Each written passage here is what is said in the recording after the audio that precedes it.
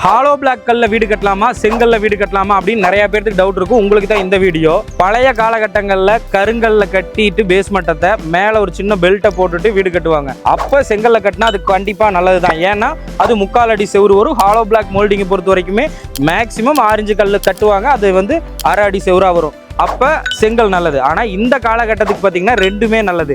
என்ன காரணம்னு பார்த்தீங்கன்னா இன்னைக்கு ஃப்ரேம்டு ஸ்ட்ரக்சரில் தான் நம்ம வீடு கட்டி கொடுத்துட்ருக்கோம்.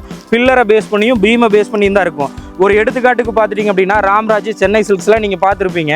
எல்லாருமே ஒரு பில்லர் மாதிரி ரைஸ் பண்ணுவாங்க. ஒரு ரூப் காங்கிரீட் ஒரு கன்சல் பீமோட அப்படியே ஒரு 5 மாடி 6 மாடி கட்டிட்டு கடைசியாக பார்ட்டிஷன் பண்ணுறதுக்கு தான் இன்றைக்கி நிறையா கல் இருக்குது. எந்த கல்லை வேணாலும் யூஸ் பண்ணிக்குவாங்க. நீங்கள் ஒரு வீடு கட்டுறீங்க அப்படின்னா செங்கல்லையும் போகலாம், ஹாலோ பிளாக்லையும் போகலாம். ஏன்னா இதை பொறுத்த வரைக்குமே ஜஸ்ட் பார்ட்டிஷனுக்கு தான் நம்ம யூஸ் பண்ணுறோம். பில்டிங்கை பொறுத்த வரைக்குமே பில்லர்லையும் பீம்லையும் தான் இருக்குது. அதனால இந்த வீடியோ உங்களுக்கு யூஸ்ஃபுல்லாக இருக்கும்னு நினைக்கிறேன். நீங்களும் ஒரு குவாலிட்டியான பில்டிங் கட்டணும், நம்ம ஏஎம்ஆர் பில்டர்ஸை கான்டாக்ட் பண்ணுங்கள். தேங்க்யூ ஃபார் வாட்சிங்.